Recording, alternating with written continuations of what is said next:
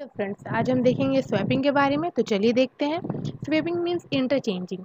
Normal क्या कि जो भी मेरा वैल्यू ए में है वो बी में चला जाएगा और जो भी बी में वैल्यू है वो मेरा ए में चला जाएगा, उसे मीन्स स्वैप मतलब इंटरचेंज हो जाना।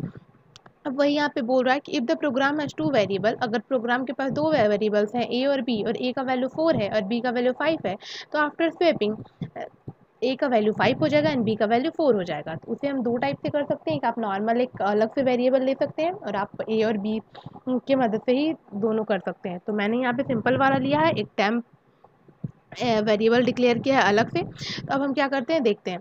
तो यहाँ पे क्या किया हमने कि स्कैनफ हमने यूज़र से ए एंड बी इनपुट करवाया, जैसे कि 4 एंड 5। अब हमारा क्या हो रहा है कि टेम्प, तो हमने एक टेम्प अलग से वेरिएबल लिया है जिसमें हम ए को असाइन किया है। तो अगर मान लीजिए यूज़र ए 4 और 5 किया हुआ है, इसे हम कोड में अच्छा से समझते हैं। देख लीजिए यहाँ पे कहाँ गया मेरा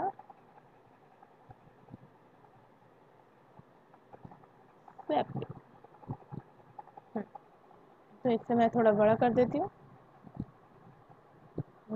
तो ये देखिए, तो यहाँ पे जैसे कि यहाँ पे पहले क्या हो जाएगा कि टेम्प, तो हमारा टेम्प में ए असाइन हो रहा है। तो टेम्प ए का क्या था हमारा, मान लीजिए। तो पहले आप यहाँ पे ले लीजिए कि a equals to 4 and b equals to 5। Okay, अब यहाँ पे देखिए मेरा टेम्प में क्या चला जाएगा, ए यानी 4। ठीक है, अब इस केस में क्या होता है, ए इक्वल्स टू बी, तो ए इक्वल्स का वैल्यू क्या हो जाएगा 5। और फिर यहाँ पे क्या हो जाएगा कि बी इक्वल्स टू हो जाएगा आपका टेम्प का वैल्यू। तो बी इक्वल्स टू टेम्प है, टेम्प यानी कि क्या है 4। तो बी इक्वल्स टू क्या हो गया 4।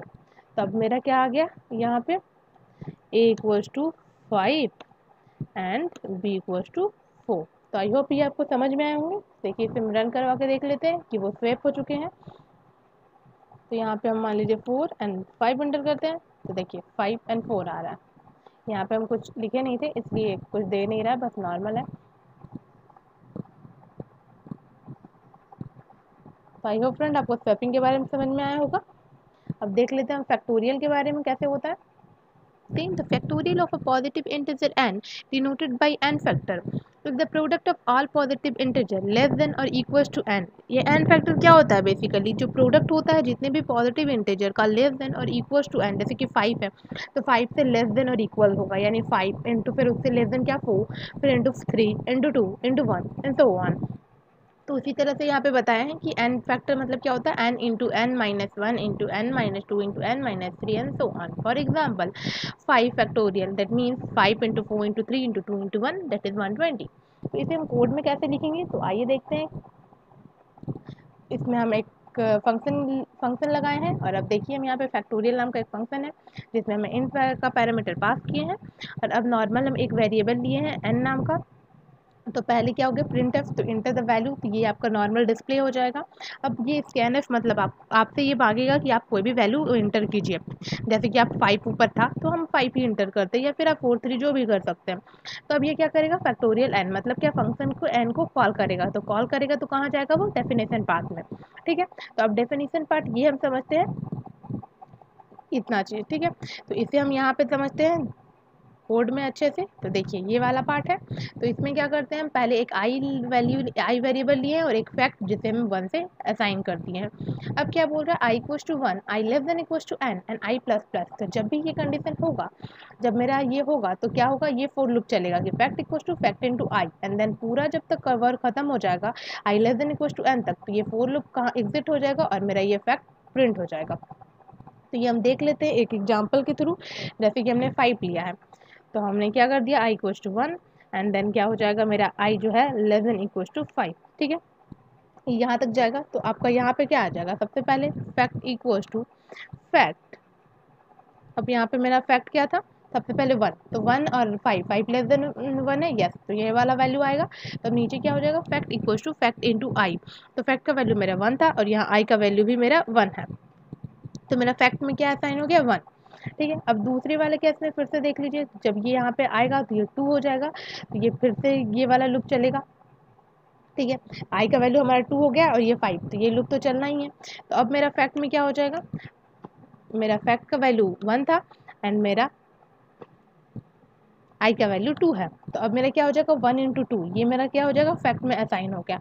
और फिर से देख लेते हैं यहाँ पे जब ये 3 हो जाएगा, इस केस में इंक्रीमेंट करके ये 3 हो गया, तो अब क्या हो गया आई का वैल्यू मेरा 3 हो गया। तो फैक्ट इक्वल्स टू, फैक्ट का वैल्यू मेरा क्या था 1 इंटू टू, तो 1 इंटू टू इंटू 3, तो ये अब मेरा फैक्ट में असाइन हो जाएगा।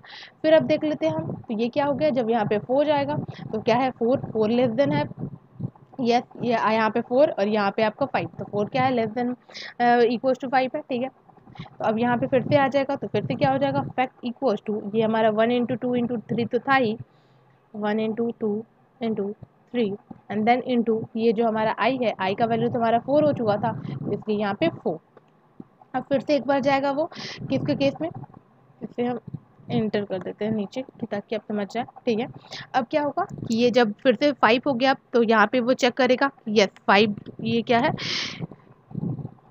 आई का वैल्यू मेरा 5 है, तो 5 लेस देन इक्वल टू 5, हाँ तो इस समय भी ये नीचे जाएगा, तो हमारा क्या हो जाएगा फैक्ट इक्वल टू, हमारा ये पहले से फैक्टोरियल का फैक्ट का वैल्यू इतना है, तो यहाँ पे ये हो जाएगा 1 into to, 1 into two into three into 4 and अब क्या हो जाएगा यहाँ पे इंटू, और आई का वैल्यू हमारा क्या था 5, तो यहाँ पे हमारा 5 हो जाएगा।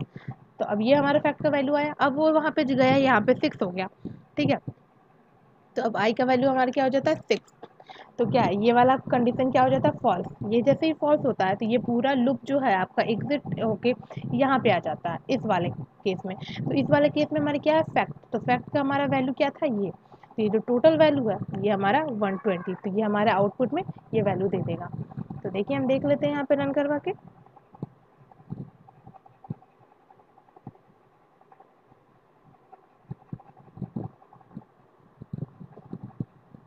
तो देखिए इंटर द वैल्यू, इसे हम थोड़ा सा बड़ा कर देते हैं, तो हमने 5 इंटर किया तो ये क्या हो गया 120, ठीक है। तो ये हमारा 120 यहाँ आंसर आया था। तो आई होप आपको ये समझ में आया होगा। नेक्स्ट वीडियो में हम लोग आगे की और देखेंगे। तब तक के लिए thank you friends, do like share and subscribe my channel.